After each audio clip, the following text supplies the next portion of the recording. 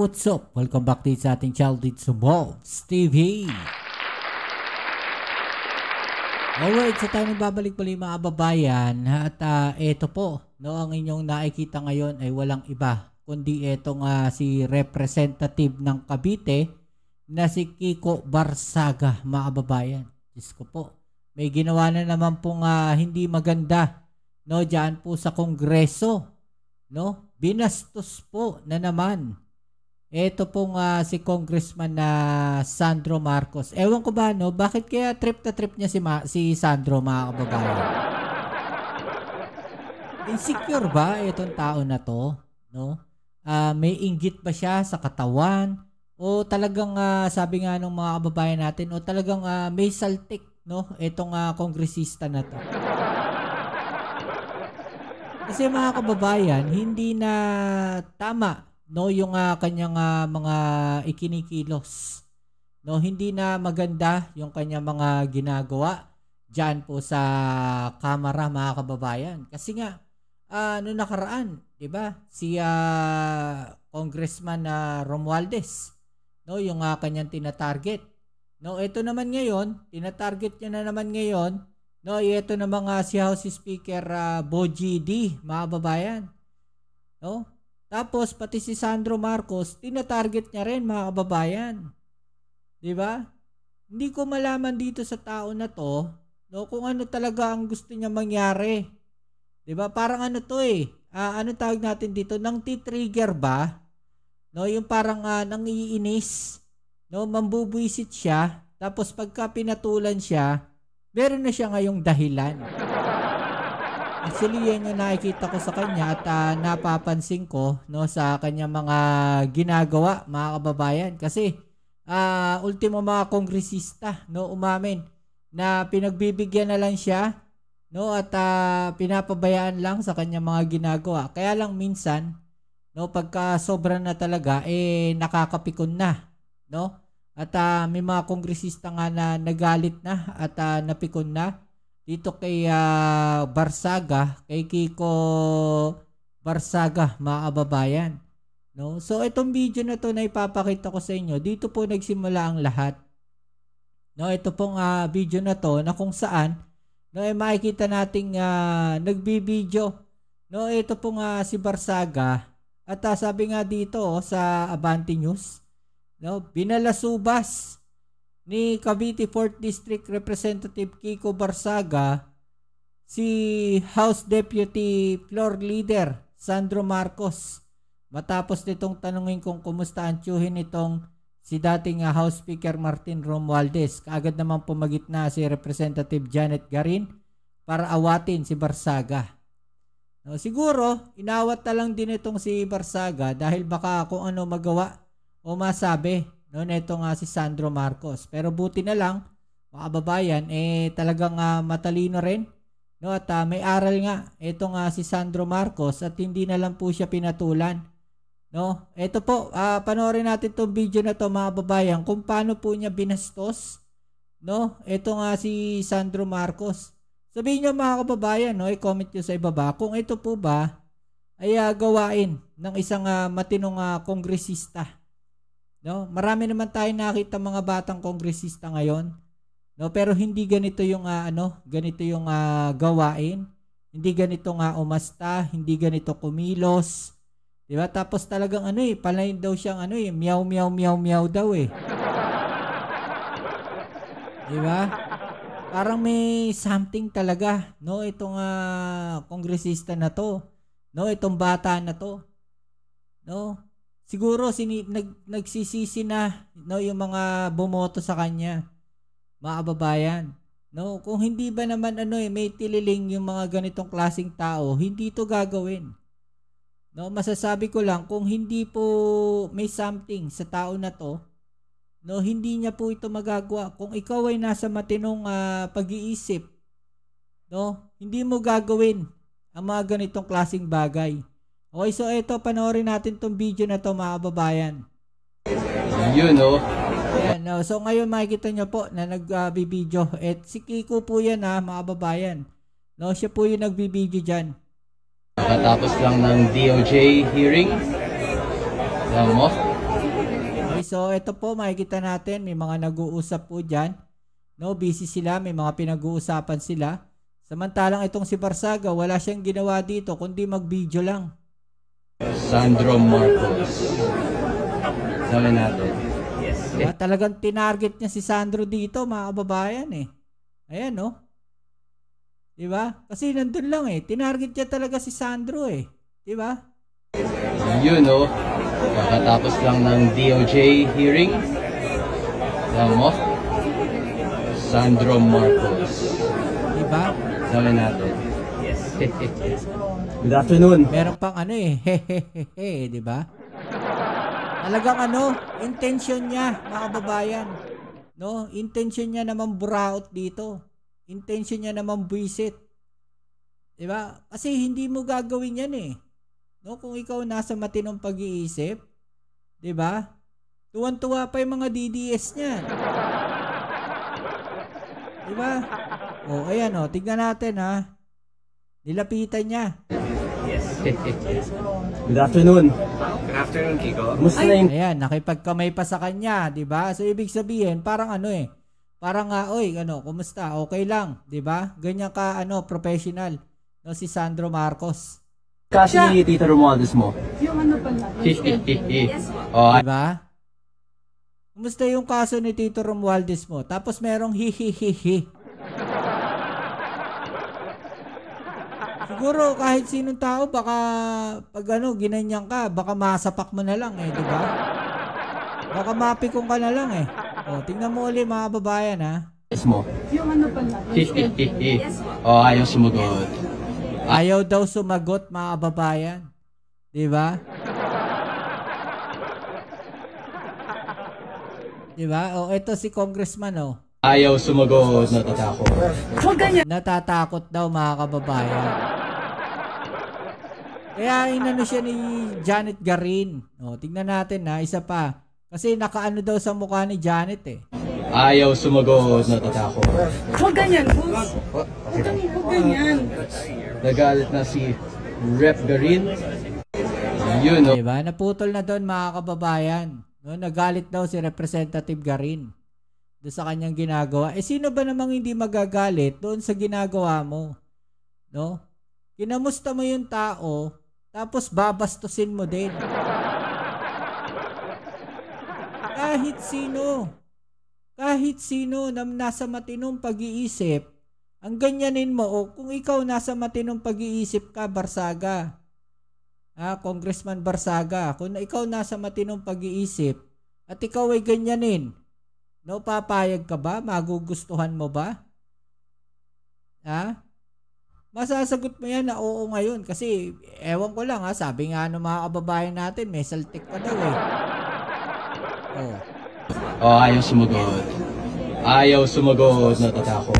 Diba? Ayaw daw sumagot, natatakot.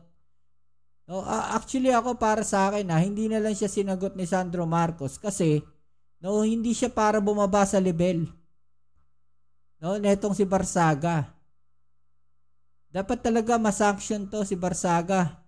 Mabigyan ng ng leksyon, no? Maturuan to ng leksyon itong si Barsaga, mga kababayan.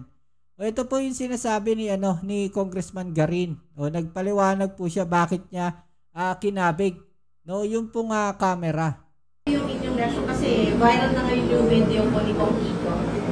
Well, Ito pa isa, mga kababayan, no? Kung wala siyang masamang intention doon, hindi niya na ipopost yun. Diba? Hindi na niya ipopost. In the first place, no? Yung ginawa mo pa lang na yon, alam mo na mali na. Kung ikaw nasa matinong pag-iisip. Diba? Yung pa lang, alam mo na mali ka na eh.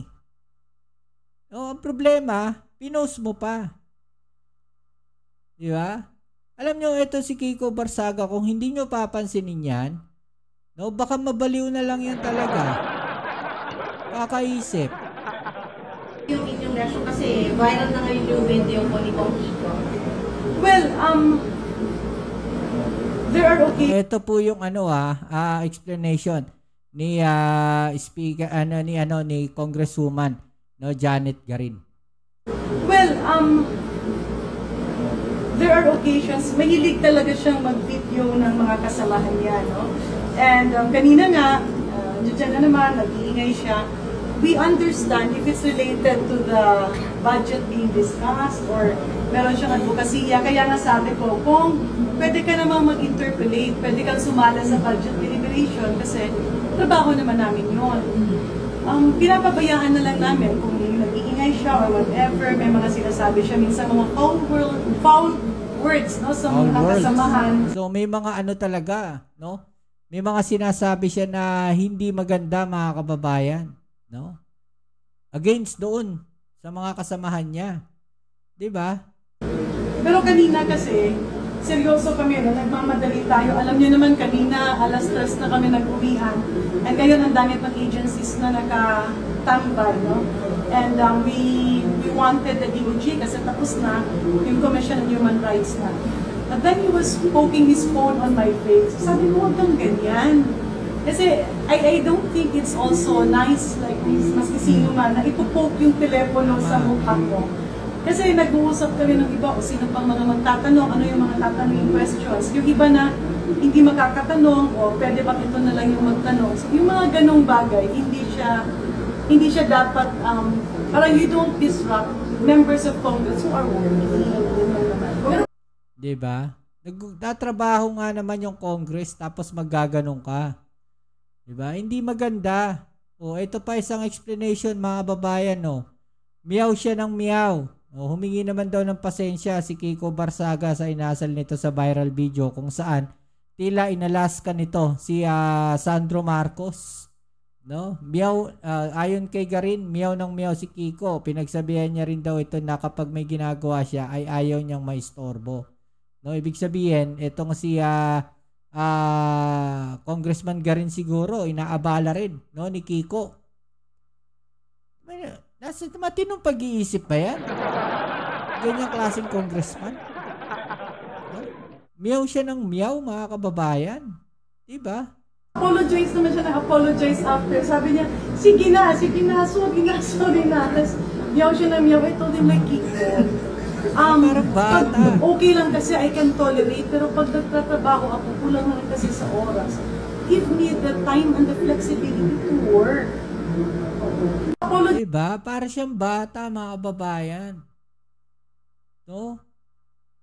May something talaga dito kay Barsaga. Kasi walang matinong congressman o kahit sino, no, na tao kahit hindi congressman. No? Walang nasa matinong pag-iisip ang gagawin ang ganyang mga bagay. 'Di ba? Eh lalo na ikaw congressman ka. Dapat mo bang gawin 'yan? 'Di ba? Kung may gusto kang sabihin, gumawa ka ng sarili mong video. No, hindi yung manggaganong ka ng video sa mukha ng ibang tao. Tapos i-direct mo pa si Sandro Marcos. 'Di ba? Ayan, no, tinalikuran na lang siya, mga kababayan. Kasi alam na ni Sandro yung target eh. Alam na ni Sandro kung ano yung plano, yung balak na itong si Barsaga, kaya niya ginawa yan. 'Di ba? Kaya nagbibideo si Barsaga. Alam na ni Sandro Marcos. No, yung umpisa pa lang nung buka ng bibig niya eh. No, yung pangangamusta, tinalikuran na siya. Kasi nga nag-uusap-usap sila eh. Tapos aabalahin mo ng ganyan lang? Na walang kakwenta-kwenta na parang mang-iinsulto ka lang? 'Di ba? Gagaguhin mo lang yung tao? Buti na lang matalino si Sandro Marcos, hindi bumaba sa level niya. Kasi yung mga ganyang klaseng tao, mga babayan, pag pinatulan niyo yan, no? Pag pinatulan niyo yan, doon kayo aatakihin yan, doon sa level niya. No, Tagalogin natin yung sinabi ni Mark Twain. 'Di ba? Huwag ka makikipag-argument o makikipagtalo sa mga taong may mababa yung pag-iisip, yung level ng pag-iisip. Kasi pag bumaba ka doon sa level nila, no? Expert sila doon. 'Di ba? Doon ka nila yayariin. Kasi level nila 'yun eh. Diba? Kaya yun yung ginawa ni Sandro Marcos dito. Hindi na siya bumaba sa level ni Barsaga. No? Dahil level ni Barsaga yun. No? Diyan ka na lang, Barsaga, sa level mo. O, eto pa. Diba? O, House Speaker, pinabababa niya. Diba? Nasa matinong pag-iisip pa yung mga ganyan. Wala pang isang linggo sa pwesto, tila may basher na si Speaker Bogie D sa Kamara. Para kasi kay Cavite Congressman Kiko Barsaga, walang pinagkaiba si D sa dating speaker na si Martin Romualdez. Yan ang agenda report. Ang masakit nito, mga kababayan, no? 3 taon yung makakasama yan si Barsaga dyan. Hanggang 2028. No, yun ang problema dyan. Hanggang 2028 nyo makakasama si Barsaga dyan. No, sa House of Representatives. Pag hindi kayo umaksyon laban dyan sa tao na yan, no, eh wala. Mabubuisit lang kayo dyan. Ito ngayon yan. No? Ito ngayon yan, mga kababayan. O, unahan ko na kayo, ha? Pagka yan, sinita ng House of Representatives at may ginawa ang House of Representatives diyan kay Barsaga. Kunyari, pinatawan siya ng parusa. Mga kababayan. Nako, lalong mag-iingay yan. Mas lalong maraming masasabi ang tao na yan. No? Mas lalong matutuwa yung mga DDS. Level nila yan eh. Diba? Mavic Trinidad ng Abante. Hindi ko nilalahat ang mga DDS, mga babayan. Pero, ewan ko lang, baka mas nakararami yung mga DDS na medyo low IQ talaga. Tila hindi pa rin nakamove on si Cavite Congressman Kiko Barzaga sa kanyang mga ipinaglalaban. Pagkatapos kasi ni dating House Speaker Martin Romualdez, si House Speaker Bogie D naman ang kanyang pinagre-resign. Pag may magnanakaw, tapos nakakulong na or nahuli mo na siya, yung best friend niya, bakit gustukin mo pa sa bahay mo? Wala naman daw kasing anyang nabago. Bukod sa close sina D at Romualdez, matagal daw na nahimik si D sa mga isyong kinasasangkutan ng dating speaker. Si D ay isa sa mga deputy speaker sa ilalim ng liderato ni Romualdez noon. When the flood control issue erupted, Speaker Bogie D, who was deputy speaker during the time, has been very silent about all the criticisms involving Romualdez and Santiago. So there's a very big possibility that he will also be involved that he's also involved in the issues involving the previous. Alam nyo kung merong sinasabi tong si Barsaga, kung meron siya mga ganyan sinasabi, mas maganda siguro gayahin niya si Congressman Chanco. No? Maglabas siya ng ebidensya, kasuhan niya kung may mga ebidensya siya, hindi yung puro daldal siya. Ganyan magagaling yung mga DDS, yung mga puro daldal, mga kababayan. May ebidensya kayo, labas mo, kasuhan mo.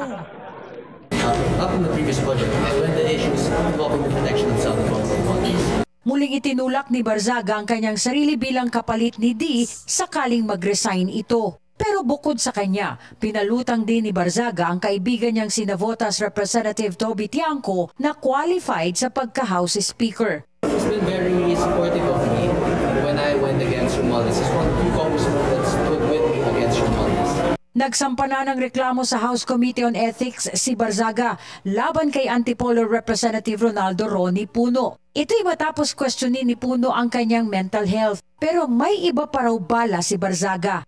Mental health is a very, especially considering calling someone unwell, mental health is a very sensitive topic and it's also one that one cannot speak on without the necessary professional ability to discern a person. Nanindigan si Barzaga Pero ano sa palagay ninyo? na hindi siya titigil na mapababa muli ang leader ng Kamara. Hindi man siya ang maupo, titiyakin daw niyang ang susunod na speaker ay hindi korap at hindi kasabwat ni Romualdez. Para No, ano sa palagay ninyo, mga kababayan, no? Kasi sinasabi niya na no, na parang wala siyang tama sa pag-iisip. No, ano masasabi nyo? No? Meron ba o wala? Ha? Meron ba o wala? Comment nyo na lang po dyan sa ibaba. Alright? At tayo magkita-kita sa ating next video upload. Alright, so yun muli. Maraming salamat sa lahat ng mga patuloy na suporta dito sa ating channel. Kita-kits po tayo sa ating next video upload. Ito muli ang yung Kuya Mobs sa Mobs TV. Peace.